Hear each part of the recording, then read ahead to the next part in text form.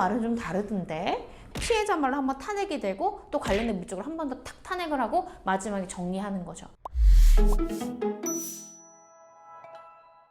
안녕하세요. 여러분의 인생을 지켜드리는 여러분의 인생 변호사, 검사 출신 이고은 변호사입니다. 오늘은요, 경찰 조사 완벽하게 대비하는 방법, 경찰들은 어떻게 조사할까에 대해서 한번 알아보도록 하겠습니다.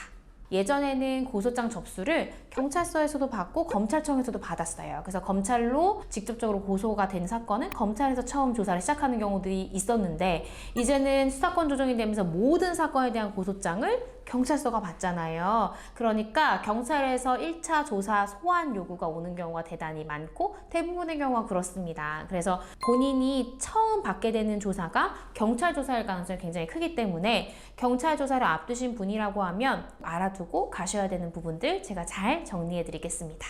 일단은 수사가 어떻게 되는지 한번 그 순서를 짚어볼 필요가 있을 것 같아요. 수사가 개시되려면 피해자가 고소장이나 고발장을 넣는다든지, 아니면 112에 신고된다든지, 아니면 진짜 공공기관에서 수사 의뢰를 하는 경우가 있거든요. 이제 이런 식으로 수사가 시작이 되면 제일 처음에는 고소인이나 피해자를 먼저 불러서 경찰이 피해 부분에 대한 조사를 먼저 합니다. 그 이유가 결국 수사를 하려고 하면 어디까지 수사해야 되는지 수사 범위를 정해야 되잖아요. 그렇기 때문에 피해 내용이 뭔지를 딱 확정을 해서 수사 범위를 결정을 합니다. 그 다음에는 그 피해 내용이 맞는지 아닌지 관련 참고인들을 불러 조사한다든지, 만약에 사기 사건 같은 경우에는 관련 계좌를 좀 추적을 해서 피의자 소환을 했을 때 어떤 내용을 물어볼지에 대한 증거 자료를 경찰이 먼저 확보를 하는 거죠. 그 다음에 피의자를 소환하는 경우가 많습니다. 그러니까 피의자한테 조사받으러 나오세요 라는 전화를 했을 때는 이미 그 사건은 한 달 전에 시작된 경우가 굉장히 많아요. 예를 들어서 뭐 5월에 소환 전화가 왔다라고 하면 실제 고소장 접수 일자가 3월 말이나 4월 초인 경우가 대단히 많다는 거죠. 그러니까 이미 어느 정도 수사가 돼 있다라고 보시면 되는 거예요. 그래서 피의자를 조사를 하고 나서는 피의자가 인정하면 피해자도 이미 조사했겠다, 관련 증거도 있겠다, 그대로 검찰에 송치를 하겠죠. 근데 만약에 피의자가 혐의를 부인할 경우에는 저도 목격자 있어요, 저도 증인이 있어요, 그 참고인 불러다 또 조사할 수도 있고, 아니면 저희도 이 관련 계좌 이런 부분 수사해 주세요, 기지국 조회해 주세요, 저 그날 거기 없었어요 라고 얘기하면 그 관련된 물증에 대해서 경찰이 조금 더 확인을 해본 다음에 이제 수사 의견을 종합을 해서 죄가 없다라고 봐서 불송치 결정을 한다든지, 아니면 그러니까 죄가 있으니까 검사님 재판으로 넘겨주세요 라고 하면 송치하는 결정하기도 하는 거죠. 그래서 그런 프로세스로 진행된다라는 걸 먼저 개괄적으로 알아두시면 될 것 같아요. 그러면 피의자를 부를 때는 어떻게 조사를 할까? 조사 기법이 어떻고 순서가 어떨까 한번 알아볼게요. 먼저 피의자한테 소환 요구를 합니다. 소환 요구를 하면서 여보세요, 여기 어느 경찰서 누군데요? 피해자 누구씨 아시죠? 뭐 둘이 친구라면서요. 예, 친구인데 아니 근데 돈 빌려주고 나서 안 갚았다면서요. 신용불량이라 해야 되나? 그랬다는데 맞아요? 뭐 이런 식으로 혐의 사실 이제 떠보죠 한번. 그럼 거기서 뭐 대답하죠. 아유 그러면은 이번 주 금요일에 나오세요. 이제 이렇게 돼가지고 소환이 되는 거죠.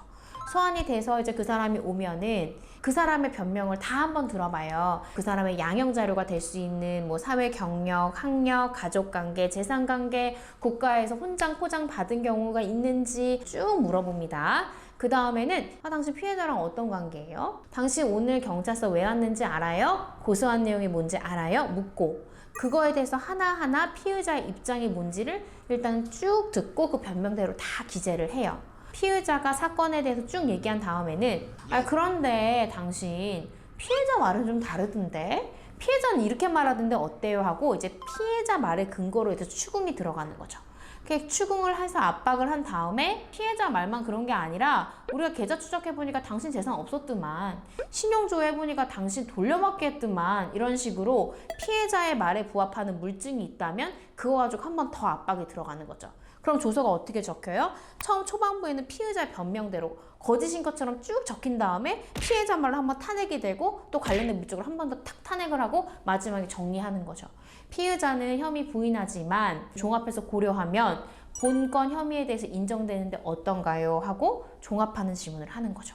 그럼 거기서 혐의 부인합니다. 아니면 뭐 인정합니다. 본인에 대한 입장을 마지막으로 정리를 하고 피해자의 합의 의사나 더 하고 싶은 말이 있는지를 묻고 마무리가 되는 거죠. 이러한 조사 순서가요. 피의자 입장이라고 하면은 피의자에 대한 조사 때 뭘 파악해야 되냐?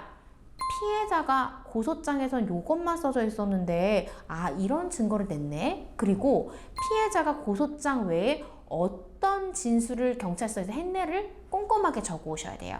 물론 이 조사가 끝나면 본인 진술이 담긴 피의자 신문조서는 보통은 정보공개 결정을 해주기는 하지만 가끔 공범이 있는 경우에는 수사에 기밀성이 있다고 해서 안 해주는 경우도 있거든요. 그래서 혹시 모르니까 피해자의 진술 내용이 뭔지를 조금 메모해 오시는 게 되게 중요해요. 왜냐하면 우리 말이 맞다는 거를 좀 정리해서 낼 수 있는 진술서를 내거나 의견서를 내려면 피해자의 주장이 뭔지를 알아야 그걸 딱딱 탄핵하는 증거를 내잖아요. 그러니까 피의자 입장에선 정신 똑바로 차리고 피해자가 뭐라고 얘기하는지 그 부분 분명히 적으시고 관련된 증거를 뭘 냈는지를 파악해서 메모해 오시는 게 좋습니다. 반면 피해자 입장에서는요. 내가 고소장도 냈고 112 신고했으니까 어떤 피해 내용이 있는지 당연히 경찰로서는 알아야 되잖아요. 그러니까 처음 조사받는 건 맞는데 그리고 나서 피의자 불렀다라고 얘기 들었어요. 근데 갑자기 경찰에 전화 와서 또다시 피해자한테 나오라고 하는 거예요. 사실 이거는 조금 안 좋은 시그널일 수도 있어요. 왜냐면 일단은 피의자가 혐의 부인한다는 뜻이겠죠. 피의자가 자백하면 굳이 피해자를 또 부를 필요는 없어요. 부인하는 상황이고 뭔가 진술이 엇갈리는 게 있어서 피해자의 입장이 궁금한 거거든요, 경찰이. 아니면 관련된 증거가 부족하기 때문에 피해자한테 어떤 증거를 더 가져오라고 시키는 거일 수도 있어요. 그래서 두 번째로 또 소환 요청을 피해자가 받았다라고 하면 피의자랑 나랑 말이 어떤 부분이 다를까? 내가 고소장을 내거나 고소보충 의견서를 낼 때 안 낸 증거가 뭐가 있을까를 생각을 하고 있으시면 챙겨서 2차 조사에 임하시는 게 되게 중요합니다. 어떤 순서로 내가 조사를 받겠구나 알면은 마음이 좀 안심이 되잖아요. 그런 부분을 익히셨으면 좋겠고 나한테 유리한 자료가 있다면 추가적으로 좀 챙겨서 조사에 갈 필요가 있다. 요 정도 알아두시면 좋을 것 같습니다. 경찰 조사 완벽하게 대처하는 방법, 경찰들은 어떻게 수사할까 그 수사기법에 대해서 한번 다뤄봤는데요. 제가 다음 컨텐츠로 한번 검사들은 그럼 어떻게 조사할까? 조사기법들은 어떤 게 있을까? 이 부분도 한번 컨텐츠로 만들어서 공유하도록 하겠습니다. 오늘 영상이 도움이 되셨다면 좋아요와 구독 부탁드립니다. 감사합니다. 안녕.